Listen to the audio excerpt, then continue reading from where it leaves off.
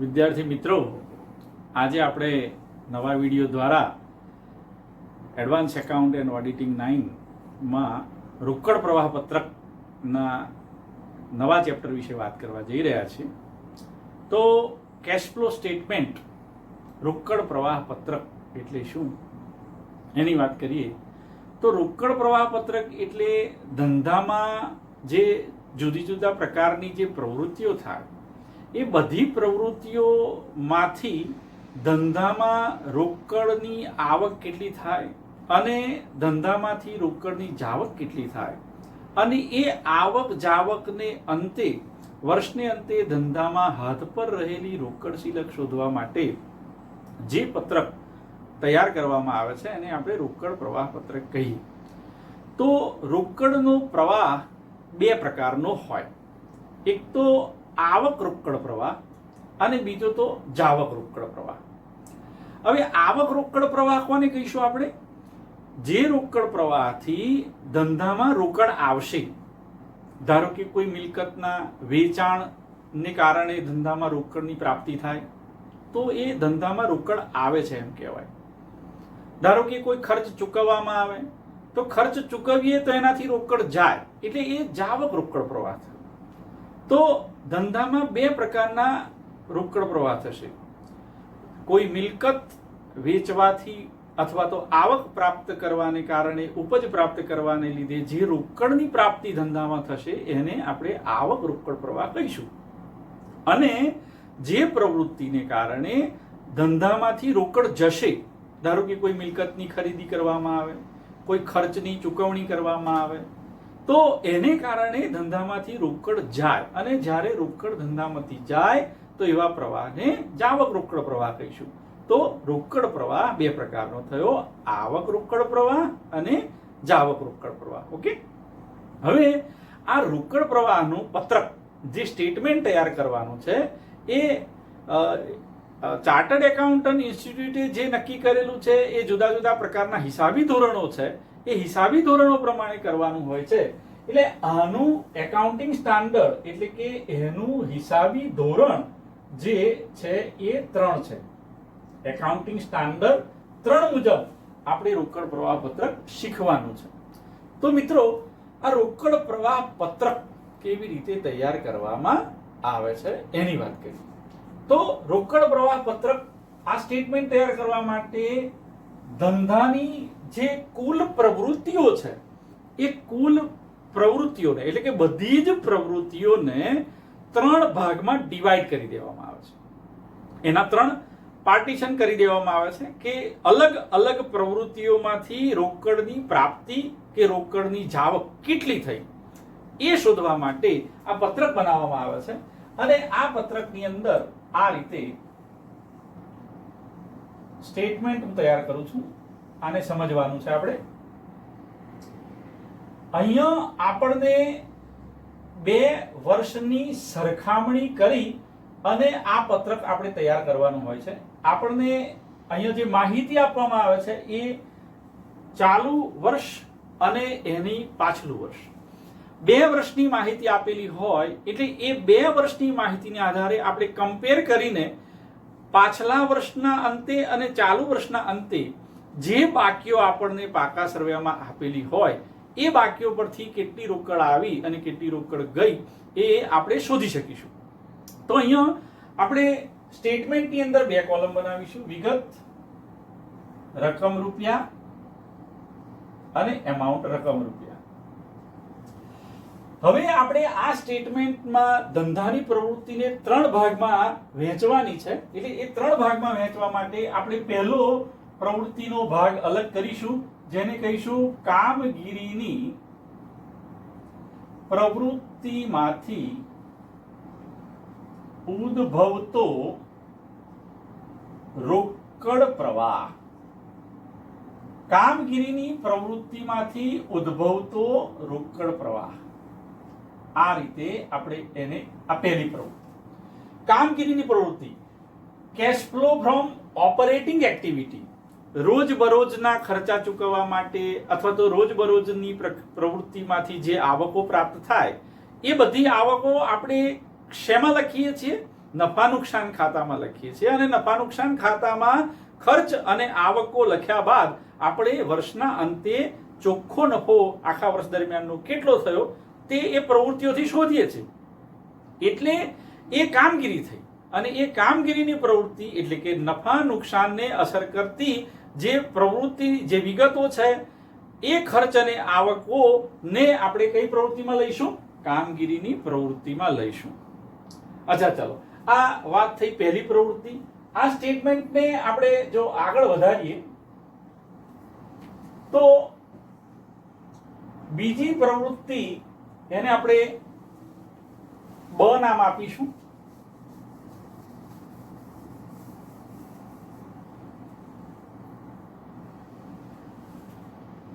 જેને આપણે કહીશું રોકાણોની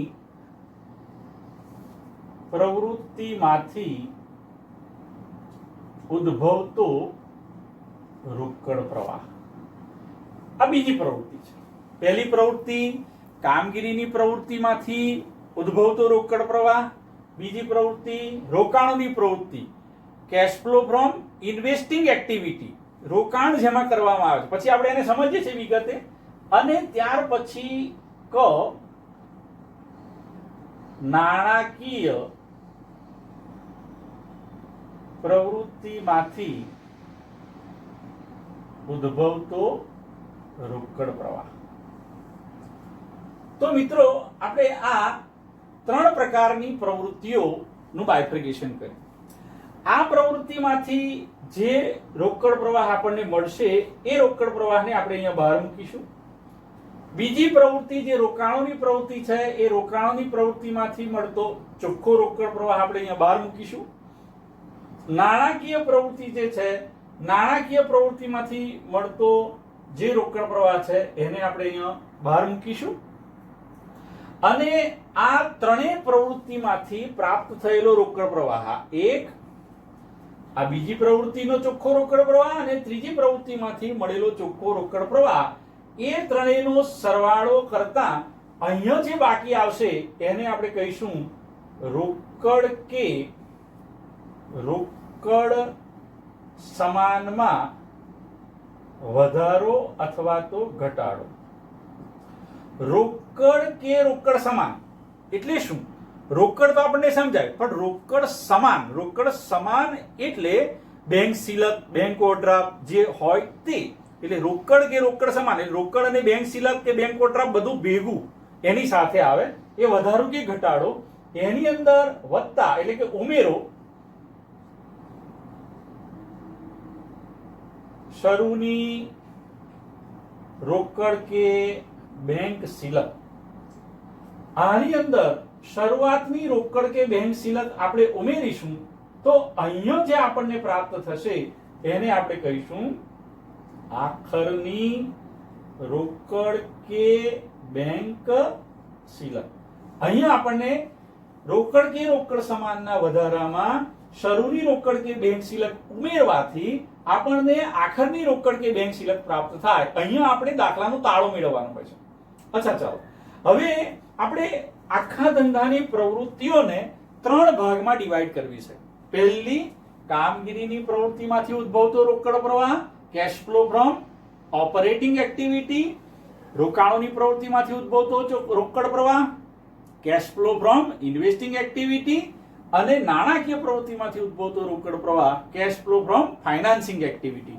તો ત્રણ પ્રકારની એક્ટિવિટી થઈ: ઓપરેટિંગ એક્ટિવિટી, ઇન્વેસ્ટિંગ એક્ટિવિટી અને ફાઇનાન્શિયલ એક્ટિવિટી. તો ફાઇનાન્સિંગ એક્ટિવિટી હવે આપણે ત્રણેય એક્ટિવિટીને આપણે એક એક કરીને સમજીએ.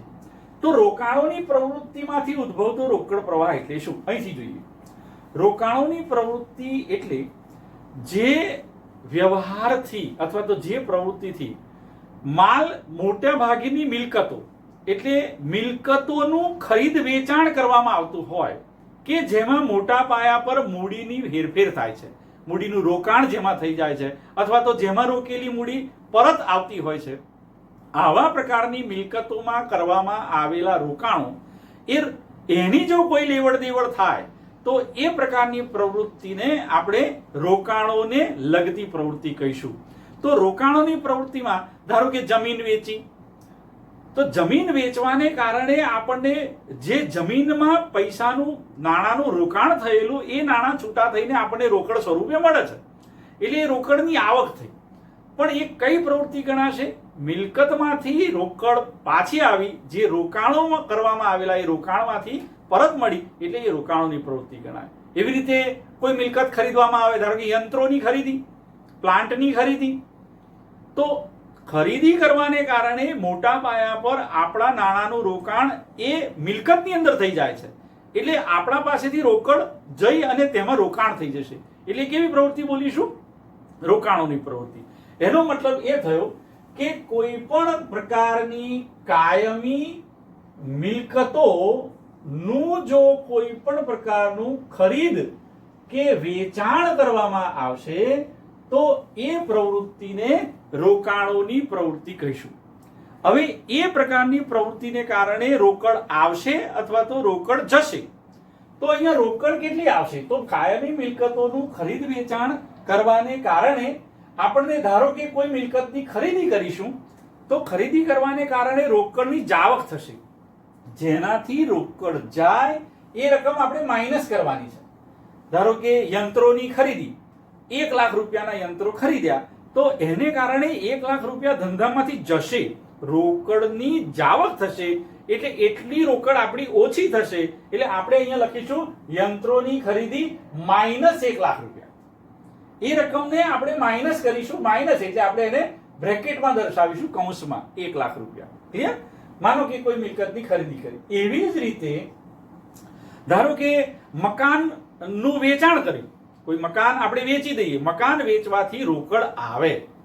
જો કોઈ પણ કાયમી મિલકતનું વેચાણ કરીએ તો રોકડ આવે, અને કોઈ પણ કાયમી મિલકતની ખરીદી કરીએ તો એનાથી રોકડ જાય. ચલો ક્લિયર? એટલે જેનાથી રોકડ આવશે એ રકમ આપણે અહીંયા પ્લસ કરીશું, જેનાથી રોકડ જશે એને આપણે શું કરીશું? માઇનસ કરીશું. તો એને દર્શાવીશું શેમાં? તો કોઈ પણ પ્રકારની કાયમી મિલકતોનું ખરીદ વેચાણ કરવામાં આવશે તો એ રોકાણોની પ્રવૃત્તિ ગણાશે. એવી રીતે કોઈ શેરમાં રોકાણ કર્યું હોય, કોઈ ડિબેન્ચરમાં રોકાણ કર્યું હોય અને એની લેવડ દેવડ થાય, ખરીદ વેચાણ થાય, તો એ પણ કઈ પ્રવૃત્તિ ગણાશે? રોકાણોની પ્રવૃત્તિ ગણાશે. એટલે કે કોઈ પણ પ્રકારના રોકાણોનું જો ખરીદ વેચાણ થાય તો એ પણ કઈ પ્રવૃત્તિમાં ગણવામાં આવશે? રોકાણોની પ્રવૃત્તિમાં ગણવામાં આવશે. ધારો કે આપણે જે મિલકત અથવા તો જે શેર કે ડિબેન્ચર કે જામીનગીરીઓમાં રોકાણ કર્યું હોય નાણાંનું, અને એના પર આપણને વ્યાજ મળે, એના પર આપણને ડિવિડન્ડ મળે, તો એ પણ રોકાણોની જ આવક ગણાય. એટલે એને રોકાણોની પ્રવૃત્તિમાં ગણતરીમાં લેવામાં આવશે. એટલે કે રોકાણો પર જો કોઈ વ્યાજ મળ્યું હોય, રોકાણો પર જો કોઈ ડિવિડન્ડ મળ્યું હોય, તો એ પણ રોકાણોની પ્રવૃત્તિમાં લેવામાં આવશે.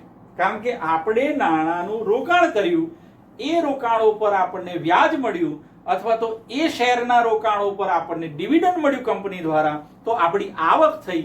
પણ એ આવક શેની છે? ધંધાની આવક નથી. એ શેની આવક થઈ? રોકાણોમાંથી આવક થઈ. એટલે એને રોકાણોની પ્રવૃત્તિમાં આપણે દર્શાવીશું, અને રોકાણો પર મળેલું વ્યાજ કે ડિવિડન્ડ રોકાણોની પ્રવૃત્તિમાં લઈશું. આવી જ રીતે કોઈ પણ પ્રકારની અદ્રશ્ય મિલકત, આ જે વાત કરી એ દ્રશ્ય કાયમી મિલકતોની છે, પણ અદ્રશ્ય મિલકત ધારો કે પગડી, પેટન્ટ, ટ્રેડમાર્ક અને કોપીરાઇટ, આ 4 આપણે અદ્રશ્ય મિલકતોના પ્રખ્યાત ઉદાહરણો છે જે આપણે સમજીએ છીએ. તો એ 4 મિલકતો જેને આપણે અદ્રશ્ય ગણીએ છીએ, એ અદ્રશ્ય મિલકતોની જો ખરીદી કરવામાં આવે, એટલે કે અદ્રશ્ય મિલકતોમાં વધારો થાય, તો એનો મતલબ કે ખરીદી ગણવામાં આવશે. અને એ ખરીદી એ આપણે નાણાંનું એમાં રોકાણ કર્યું મિલકતની અંદર, એટલે એને પણ રોકાણોની પ્રવૃત્તિમાં ગણવામાં આવશે. એટલે કે કોઈ અદ્રશ્ય મિલકતોની જો ખરીદી કરવામાં આવશે તો એને પણ આપણે રોકાણોની પ્રવૃત્તિ ગણીશું. પણ જો અદ્રશ્ય મિલકતોની કિંમતમાં ઘટાડો થાય, એટલે કે એની કિંમત ઓછી થાય, તો આપણે જો વેચાણ વિશે કોઈ ઉલ્લેખ ન હોય તો કોઈ પણ અદ્રશ્ય મિલકતોની કિંમતમાં થયેલા ઘટાડાને આપણે માંડી વાળેલી રકમ ગણીએ છીએ કે પાઘડી માંડી વાળી, પેટન્ટ માંડી વાળ્યા. અને માંડી વાળેલી બધી રકમો ક્યાં આવે? નફા નુકસાન ખાતાની ઉધાર બાજુ. એટલે કઈ પ્રવૃત્તિ ગણીશું આપણે? કામગીરીની પ્રવૃત્તિમાં એને આવરી લઈએ છીએ. તો અહીંયા અદ્રશ્ય મિલકતોનો મુદ્દો આપણે ખાસ યાદ રાખવાનો. અદ્રશ્ય મિલકતોની કિંમતમાં જો ઘટાડો થાય તો એને માંડી વાળેલી ગણાય. અદ્રશ્ય મિલકતોની કિંમતમાં જો વધારો થાય તો એની ખરીદી કહેવાય. અને ખરીદી એની આપણે રોકાણોની પ્રવૃત્તિમાં લઈશું. ઘટાડો થયો એ આપણે માંડી વાળ્યા તરીકે કામગીરીની પ્રવૃત્તિમાં લઈશું. તો આ મેં 4 જે અલગ અલગ પ્રકારની પ્રવૃત્તિઓ તમને દર્શાવી, એ બધી પ્રવૃત્તિઓ રોકાણોની પ્રવૃત્તિ ગણાશે અને એને આપણે રોકાણોની પ્રવૃત્તિમાંથી ઉદ્ભવતો રોકડ પ્રવાહ ગણીશું. આ 4 કાયમી મિલકતોનું ખરીદી કે વેચાણ કરવામાં આવે. જો મિલકત ખરીદવામાં આવશે તો રોકડ જશે, એટલે આપણે માઇનસ કરીશું. જો વેચાણ કરવામાં આવશે તો રોકડ આવશે, એટલે આપણે એને પ્લસ કરીશું. તો જેનાથી રોકડ આવશે એ બધું ઉમેરવાનું છે, જેનાથી રોકડ જશે માઇનસ કરવાનું છે. રોકાણોનું ખરીદી વેચાણ પ્લસ માઇનસ થશે. રોકાણો પર વ્યાજ કે ડિવિડન્ડ મળશે, પ્લસ થશે. અદ્રશ્ય મિલકતોની ખરીદી કરીશું, રોકડ જશે, માઇનસ થશે. અને આ બધું કર્યા પછી આપણને જે આની પ્રવૃત્તિઓની માંથી જે રોકડ પ્રાપ્ત થઈ એનું જે ટોટલ આવશે એને કહીશું રોકાણોની પ્રવૃત્તિમાંથી ઉદ્ભવતો ચોખ્ખો રોકડ પ્રવાહ. Net cache flow from investing activity. ચોખ્ખો રોકડ પ્રવાહ જે પ્રાપ્ત થશે એને આપણે બહારના ખાનામાં મૂકવાનું છે. તો મિત્રો, આ વાત થઈ રોકાણોની પ્રવૃત્તિમાંથી ઉદ્ભવતા રોકડ પ્રવાહની. બરોબર યાદ રાખવાનું કે રોકાણોની પ્રવૃત્તિમાં કઈ કઈ વિગતો આવી શકે એ આપણે દાખલાઓમાં જરૂર પડશે. ચલો, નંબર 1 પૂરું થયું. હવે રોકાણોની પ્રવૃત્તિ પછી આયા આપણે ફાઇનાન્સિંગ એક્ટિવિટી, એટલે કે નાણાકીય પ્રવૃત્તિમાંથી ઉદ્ભવતો રોકડ પ્રવાહ. નાણાકીય પ્રવૃત્તિ એટલે નાણાંના પ્રાપ્તિ સ્થાનોની વાત છે. નાણાંના મોટા ભાગે કંપની જ્યારે શરૂ કરવામાં આવે ત્યારે કંપની પહેલા શું નક્કી કરે? નાણાંના પ્રાપ્તિ સ્થાનો નક્કી કરે કે ક્યાંથી મૂડી આવશે. તો પહેલી તો મૂડી મેળવવા માટે ક્યાંથી મેળવે? શેર દ્વારા, ડિબેન્ચર દ્વારા. શેર 2 પ્રકારના હોય. ઇક્વિટી શેર બહાર પાડીને મૂડી મેળવે, પ્રેફરન્સ શેર બહાર પાડીને મૂડી મેળવે, ડિબેન્ચર બહાર પાડીને મૂડી મેળવે, બેંક લોન દ્વારા મૂડી મેળવે. તો મૂડી મેળવવાના જુદા જુદા નાણાકીય સ્ત્રોતો છે આપણી પાસે.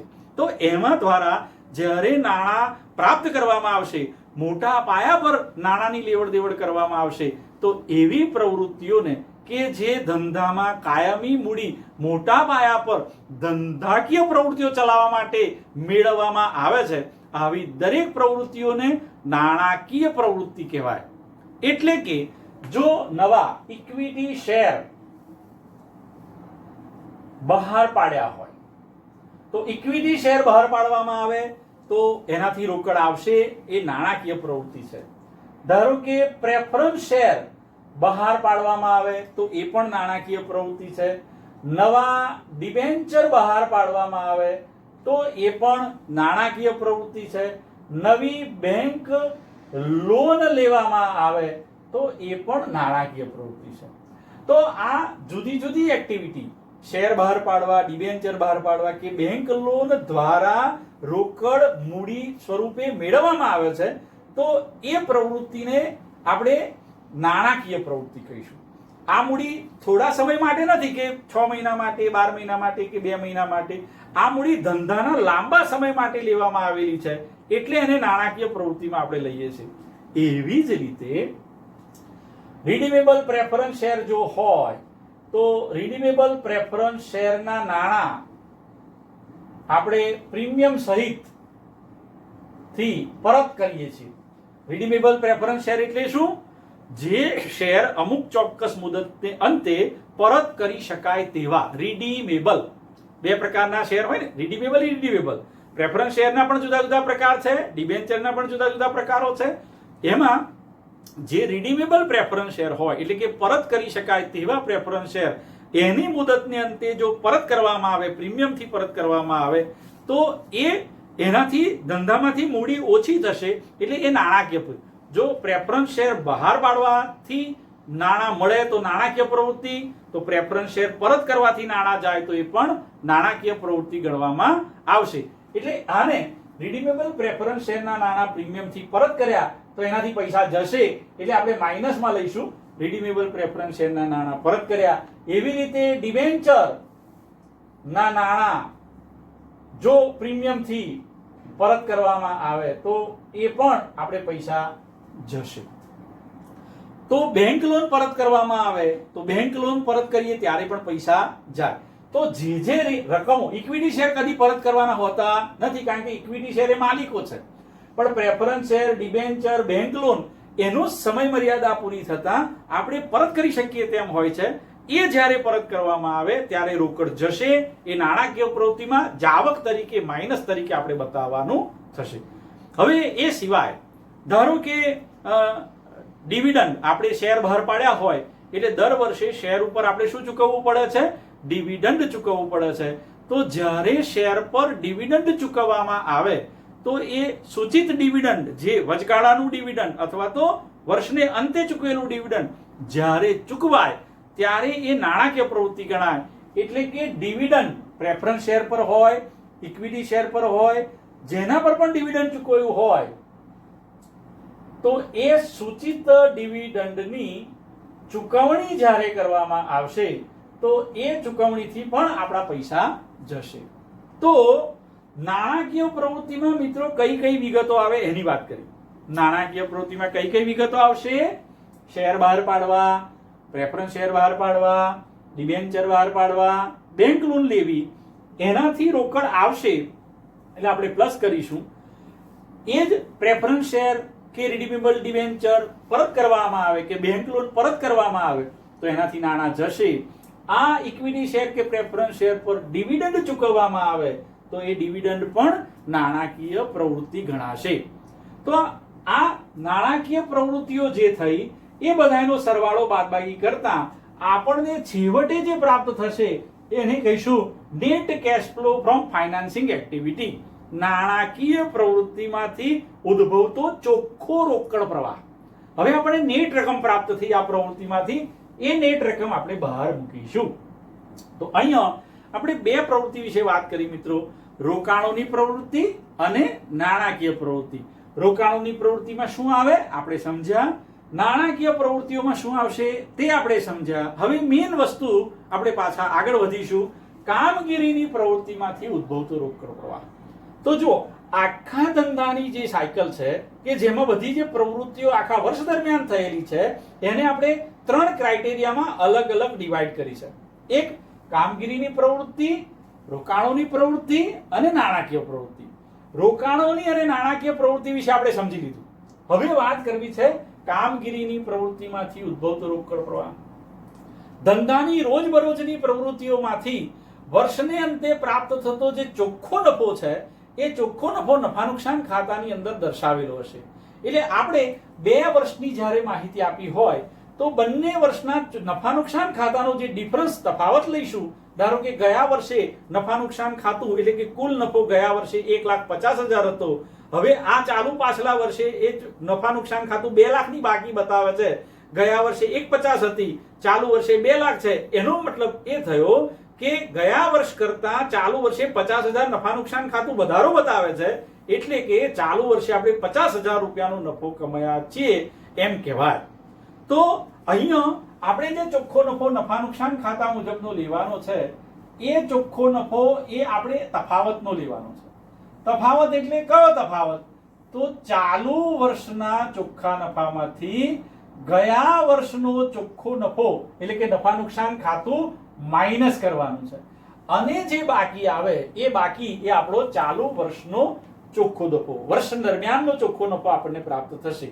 ફરી એકવાર, 2 વર્ષની આપણને માહિતી પાકા સરવાળામાં આપી હોય એમાં ચાલુ વર્ષના નફા નુકસાન ખાતામાંથી ગયા વર્ષના નફા નુકસાન ખાતાની બાકી બાદ કરતા જે કંઈ બાકી આવે એને વર્ષ દરમિયાનનો ચોખ્ખો નફો કહીશું. અને એ ચોખ્ખો નફો અહીંયા પ્લસમાં આવે તો એ નફો હશે, માઇનસમાં આવે તો એ ખોટ હશે. અચ્છા ચાલો, ત્યાર પછી આપણે અહીંયા ઉમેરું બિન રોકડ ખર્ચાઓ. આ તમારી સમજ માટે મેં લખ્યું છે. બિન રોકડ ખર્ચાઓ બાદ કરો બિન રોકડ આવક. હવે જો બિન રોકડ ખર્ચા અને બિન રોકડ આવકોની વાત કરવી છે. આ જે ચોખ્ખો નફો આપણને પ્રાપ્ત થશે એ કુલ ચોખ્ખો નફો હશે. નફા નુકસાન ખાતા મુજબનો ચોખ્ખો નફો હશે. હવે નફા નુકસાન ખાતામાં જે ચોખ્ખો નફો આવે એને બિન રોકડ ચોખ્ખો નફો કહેવાય. એટલે આપણે તો જે અહીંયા ચોખ્ખા નફાની વાત કરવાની છે એ ચોખ્ખો નફો એ રોકડ ચોખ્ખા નફાની વાત કરવાની છે. તો રોકડનો ચોખ્ખો નફો આપણે શોધવો હોય કે રોકડમાં પ્રાપ્ત થયેલો ચોખ્ખો નફો કેટલો, તો એ શોધવા માટે જે બિન રોકડ ખર્ચાઓ છે એ બિન રોકડ ખર્ચાઓ આપણે પાછા ઉમેરીશું અને બિન રોકડ આવકો આપણે માઇનસ કરીશું.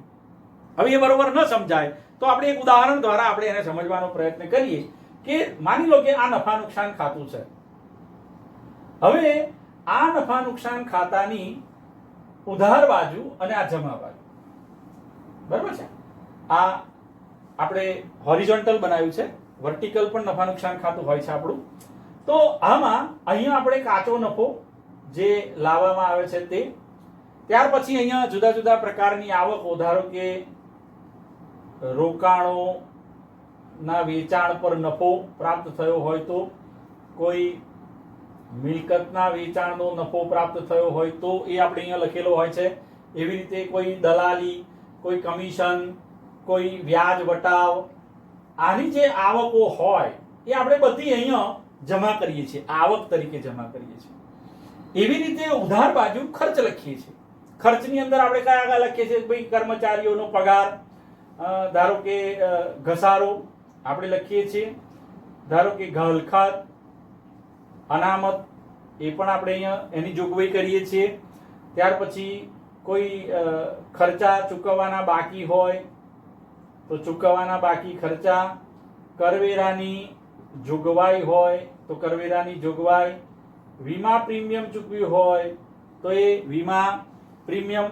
એ ઉપરાંત જે પણ ખર્ચા તમને જે યાદ આવે છે તે બધા જ, ધારો કે કોઈ ડિવિડન્ડ ચૂકવ્યું હોય તો ડિવિડન્ડની જોગવાઈ કરવામાં આવી હોય તો એ સૂચિત ડિવિડન્ડ પણ અહીંયા લખાય છે. આમ આ બધા જ પ્રકારના ધંધાકીય ખર્ચા જે મહેસૂલી ખર્ચા છે, કોઈ મિલકતના વેચાણની કે રોકાણોના વેચાણની ખોટ ગઈ હોય તો એ ખોટ પણ અહીંયા દર્શાવાય છે. રોકાણ વેચ્યું હોય, મિલકત વેચી હોય.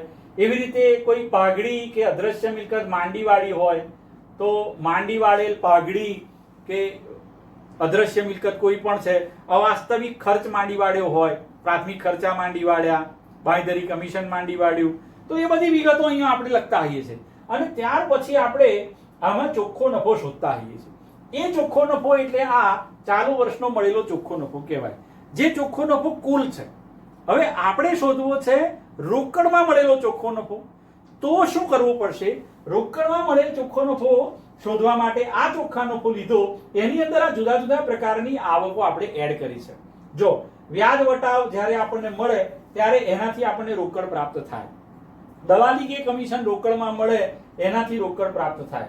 પણ આ રોકાણો વેચાણનો નફો અને મિલકત વેચાણનો નફો, કોઈ પણ મિલકતના વેચાણથી નફો પ્રાપ્ત થયો એમ દર્શાવવામાં આવે છે, એને રોકડમાં ક્યાંય દર્શાવતા નથી, રોકડમાં લેતા નથી.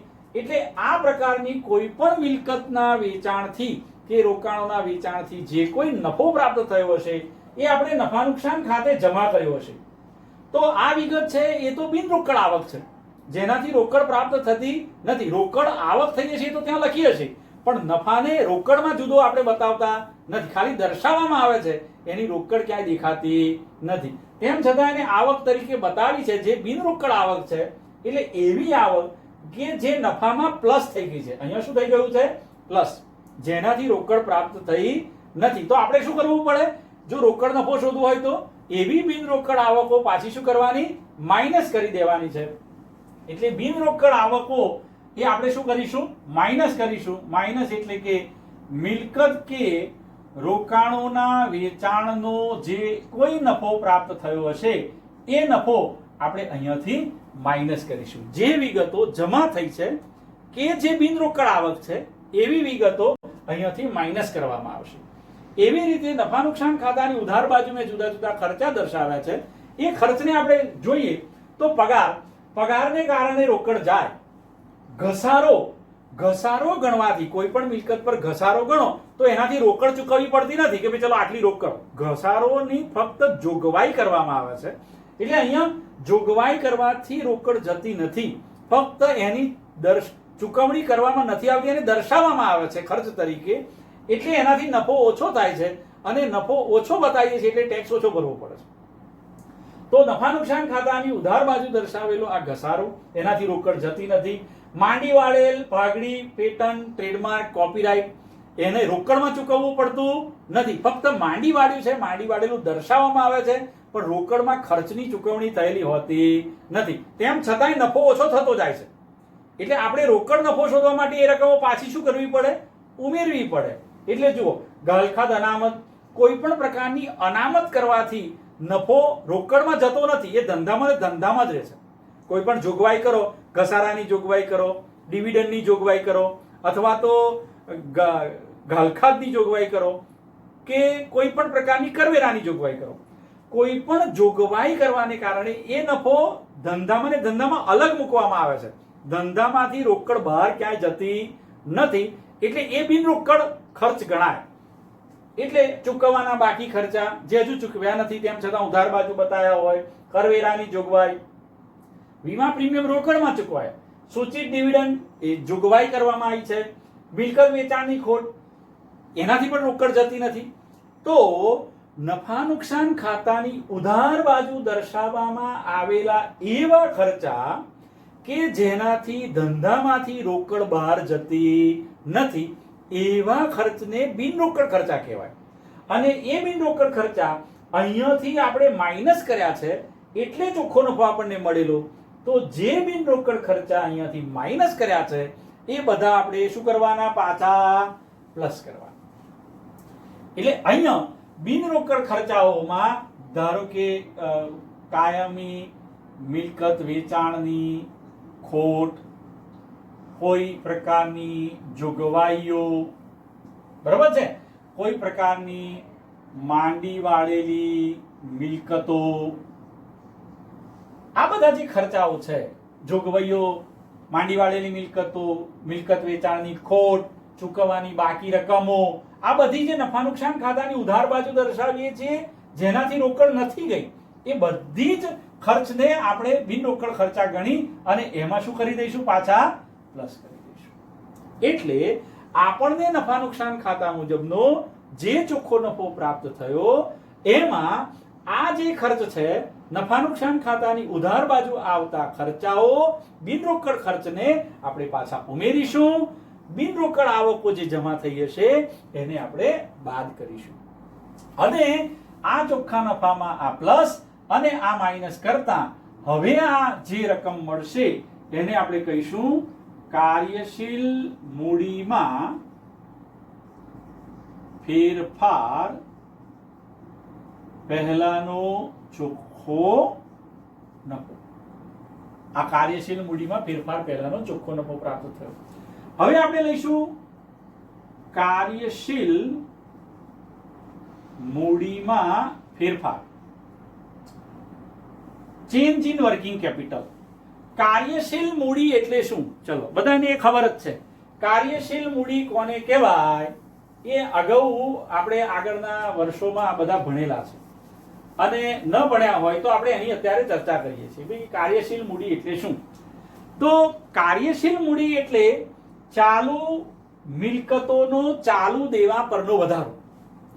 એટલે આપણે એક સૂત્ર તમે કદાચ ભણ્યા છો કે કાર્યશીલ મૂડી 12મા ધોરણની અંદર પણ તમારે કાર્યશીલ મૂડી શોધવાની આવે છે. એટલે કાર્યશીલ મૂડી એટલે આપણે લખતા ચાલુ મિલકતો માઇનસ ચાલુ દેવા. ચાલુ મિલકતોમાંથી ચાલુ દેવા બાદ કરો એટલે આપણને શું મળે? કાર્યશીલ મૂડી. એટલે કે કાર્યશીલ મૂડીમાં ફેરફાર એટલે શેમાં ફેરફાર? ચાલુ મિલકતોમાં ફેરફાર અને ચાલુ દેવામાં ફેરફારની ગણતરી.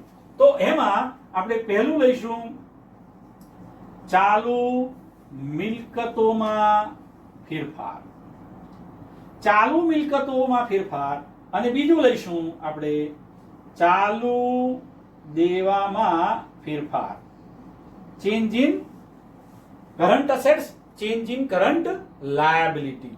તો એ બેમાં શું ફેરફાર થયા છે તે. હવે ચાલુ મિલકતોમાં શું આવે આપણને ખબર છે. ચાલુ મિલકતોની અંદર કઈ કઈ મિલકતો આવે? તો દેવાદારો, આખર, સ્ટોક, રોકડ કે બેંક સિલક. એ તો આપણે આમાં રોકડ શોધવાની છે એટલે લેતા નથી. ત્યાર પછી લેણી હુંડી, અગાઉથી ચૂકવેલ ખર્ચા, આ બધી મિલકતો છે. હવે દેવાની અંદર ચાલુ દેવામાં શું શું આવે? તો કે લેણદારો, દેવી હુંડી, ચૂકવવાના બાકી ખર્ચા, અગાઉથી મળેલ આવકો, આ બધું શું કહેવાય? ચાલુ દેવા. ઓકે, આ તો આપણને ક્લિયર છે કે ચાલુ મિલકતોમાં કઈ કઈ બાકી હોય છે કે ચાલુ દેવામાં. હવે એક સિમ્પલ લોજિક છે. આને અને રોકડને શું સંબંધ? આપણે તો રોકડ વિશે છે, આની રોકડ પરની અસર જોવી છે. તો ચાલુ મિલકત અને ચાલુ દેવાને રોકડ સાથે શું સંબંધ છે જોઈએ. તો આ દેવાદારો કે સ્ટોક, આ દેવાદારો કે સ્ટોક કે ચાલુ મિલકતની અંદર જો ફેરફાર થાય તો એનાથી રોકડ આવશે કે રોકડ જશે તે તપાસવાનું છે. ધારો કે દેવાદારો એટલે કોણ? જેની પાસે, જેને આપણે ઉધાર માલનું વેચાણ કર્યું છે તે. પહેલા કોઈ વ્યક્તિને આપણે 10,000 રૂપિયાનો માલનો ઉધાર વેચ્યો હતો. ચાલુ વર્ષે એ દેવાદારો વધીને 50,000 થઈ ગયા. એનો મતલબ કે આપણે હવે એને 50,000નું ઉધાર વેચાણ કરેલું છે. તો ચાલુ વર્ષ દરમિયાન પહેલા 10,000 હતું, હવે આપણે 50,000 રૂપિયાનું ઉધાર વેચાણ કર્યું. એનો મતલબ શું થયો? 40,000 રૂપિયાનું વધારે ઉધાર વેચાણ થઈ ગયું છે. એનો મતલબ કે આપણા જે માલમાં રોકડ હતી એ બધી શેમાં રોકાઈ ગઈ છે? દેવાદારોમાં. હવે દેવાદારો પાસે આપણે પહેલા 10,000 માંગતા હતા, હવે 50,000 માંગીએ છીએ, એટલે બીજા વધારાના 40,000 વધ્યા માંગીએ છીએ. એટલે કે આપણી રોકડ એ દેવાદારોમાં રોકાઈ ગઈ. ધારો કે સ્ટોકનું ઉદાહરણ લઈએ. સ્ટોક પહેલા 50,000 હતું, હવે સ્ટોક 1 લાખ રૂપિયાનો થઈ ગયો છે. એનો મતલબ શું થયો? આપણી રોકડ સ્ટોકમાં રોકાઈ ગઈ. કેટલી વધારે રોકાઈ ગઈ? 50,000 રૂપિયાનું વધારે રોકાણ સ્ટોકમાં થઈ ગયું છે. એટલે એનો મતલબ સિમ્પલ લોજિક એવું છે કે જો કોઈ પણ ચાલુ મિલકતોમાં વધારો થાય, આખર સ્ટોક વધે, દેવાદારો વધે, લેણી હુંડી વધે, એનો મતલબ કે રોકડ એટલી આપણા ધંધામાંથી ઓછી થતી જશે. કારણ રોકડ હવે સ્ટોકમાં રોકાઈ ગઈ, સ્ટોક વધ્યો એટલે રોકડ ત્યાં ગઈ, દેવાદારો વધ્યા, રોકડ ત્યાં ગઈ. તો કોઈ પણ ચાલુ મિલકતમાં વધારો થાય તો આપણી રોકડમાં શું થશે? ઘટાડો થશે. એવી રીતે જો એ ચાલુ મિલકતો ઘટે, દેવાદારો પહેલા 50 હતા, હવે 10,000 થઈ ગયા, એનો મતલબ કે દેવાદારો પાસેથી 40,000 ઉઘરાણીના મળી ગયા, તો રોકડ આવી હશે. તો અહીંયા ચાલુ મિલકતોમાં ઘટાડો થાય એનો મતલબ કે અહીંયા રોકડ આપણી પાસે પાછી આવે છે, જે આપણી મિલકતોમાં રોકાઈ ગયેલી. એટલે મિલકતોમાં ઘટાડો થાય તો રોકડ પાછી આવે, મિલકતોમાં વધારો થાય તો રોકડમાં ઘટાડો થાય. તો આ બંને ચાલુ મિલકતો અને રોકડ વચ્ચે કેવો સંબંધ થયો? ક્રોસ રિલેશન, વ્યસ્ત સંબંધ. કેવો સંબંધ થયો? વ્યસ્ત સંબંધ. ચાલુ મિલકતોમાં વધારો થાય તો રોકડમાં ઘટાડો થાય, ચાલુ મિલકતોમાં ઘટાડો થાય તો રોકડમાં વધારો થાય. એટલે કે ચાલુ મિલકતો સાથે આપણે વ્યસ્ત સંબંધ ઉભો થયો. એટલે કે જ્યારે કોઈ પણ પ્રકારની ચાલુ મિલકતમાં વધારો થશે ત્યારે આપણી રોકડમાં ઘટાડો થાય, એટલે આપણે માઇનસ કરવાના. જો વધારો હોય તો આપણે માઇનસ કરીશું. જો ચાલુ મિલકતોમાં ઘટાડો થશે એનો મતલબ કે રોકડ આવશે એટલે આપણે પ્લસ કરીશું. વ્યસ્ત સંબંધ, ક્રોસ રિલેશન. વધારો તો ઘટાડો, ઘટાડો તો વધારો, એને શું કહેવાય? વ્યસ્ત સંબંધ. તો ચાલુ મિલકતોમાં જે ફેરફાર થશે એને આપણે વધારો થયો હશે તો આપણી રોકડ જશે એટલે માઇનસ કરીશું. ચાલુ મિલકતમાં ઘટાડો થયો હશે તો આપણે રોકડ આવશે એટલે પ્લસ કરીશું. ચલો ક્લિયર?